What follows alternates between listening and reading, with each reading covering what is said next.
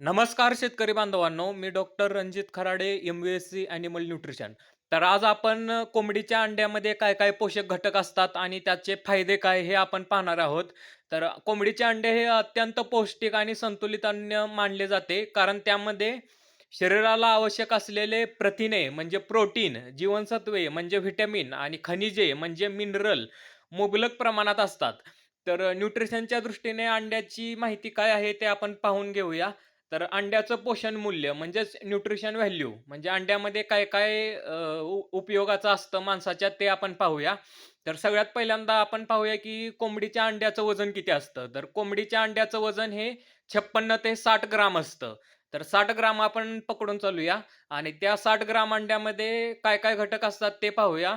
तर ऊर्जा म्हणजे इंग्लिशमध्ये त्याला म्हणायचं एनर्जी.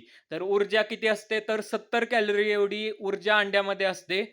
प्रथिने, प्रथिने म्हणजे प्रोटीन. तर प्रोटीन हे 7 ग्राम एवढं असतं.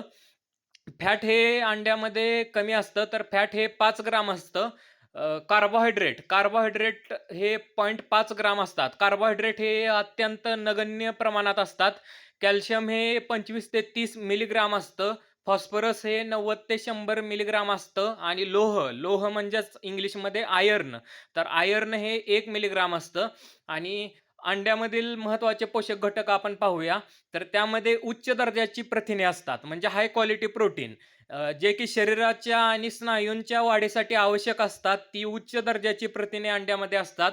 अंड्यामध्ये व्हिटॅमिन ए असतं, जे डोळ्याच्या आरोग्यासाठी चांगलं आहे. अंड्यामध्ये व्हिटॅमिन डी असतं, जे हाडं मजबूत ठेवतं. व्हिटॅमिन बी12 असतं, जे रक्त निर्मितीसाठी मदत करतं. तर कोलिन असतं, जे मेंदूच्या विकासासाठी महत्त्वाचं असतं. तर अंड्याचा जो पांढरा भाग आहे, ज्याला आपण एग व्हाईट किंवा अल्ब्युमिन म्हणतो, त्यामध्ये जास्त प्रमाणात प्रथिने असतात आणि फॅट जवळ-जवळ त्यामध्ये नसतंच.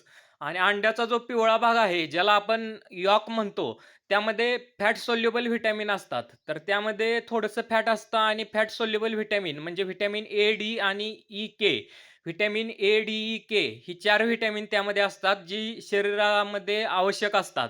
तर अंड्याच्या पिवळ्या भागामध्ये कोलेस्टेरॉल असतं, पण ते कोलेस्टेरॉल हे गुड कोलेस्टेरॉल असतं.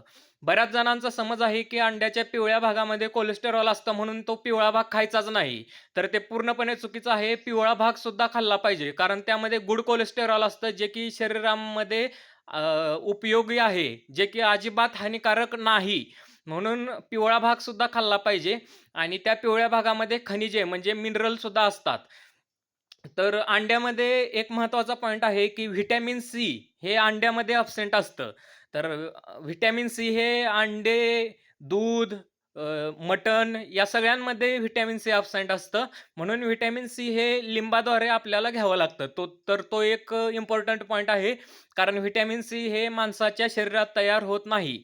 म्हणून ते व्हिटॅमिन सी आपल्याला लिंबाद्वारे आहारामध्ये घ्यावं लागतं. कारण ते घेतलंच पाहिजे आणि अंडे खाण्याचे फायदे पाहूया. तर पहिला फायदा शरीराची वाढ आणि विकास सुधारतो, स्नायू मजबूत होतात, डोळ्यांचे आरोग्य चांगले राहते, मेंदूच्या कार्यासाठी उपयुक्त आणि सगळ्यात महत्त्वाचं म्हणजे रोगप्रतिकारक शक्ती वाढते. रोगप्रतिकारक शक्ती वाढते कारण अंड्यामध्ये असतं प्रोटीन, जे की अँटीबॉडी म्हणजेच इम्युनोग्लोब्युलिन तयार करण्यासाठी महत्त्वाचं असतं, जे की अँटीबॉडी रोगप्रतिकारक शक्ती चांगली ठेवण्यासाठी कामाच्या असतात. तर अशा प्रकारे आपण पाहिलं की अंड्याच्या पांढऱ्या भागासोबतच अंड्याचा पिवळा भाग सुद्धा खाल्ला पाहिजे. कारण त्यामध्ये गुड कोलेस्टेरॉल असतं आणि व्हिटॅमिन्स आणि मिनरल पण असतात. तर अशा प्रकारे आपण आज कोंबडीच्या अंड्याचं पोषण मूल्य, त्यामध्ये काय-काय घटक असतात, त्यामधले महत्त्वाचे पोषक घटक, तर त्या अंड्याचा पांढऱ्या भागामध्ये काय असतं, पिवळ्या भागामध्ये काय असतं आणि अंडे खाण्याचे फायदे काय हे आपण पाहिलं. तर अंडे हे कधीही आपण खाऊ शकतो. तर ते प्रोटीनचा एक चांगला सोर्स आहे म्हणून प्रत्येकाने अंडे खाल्ले पाहिजेत. तर अशा प्रकारे आपण ही माहिती घेतली. धन्यवाद.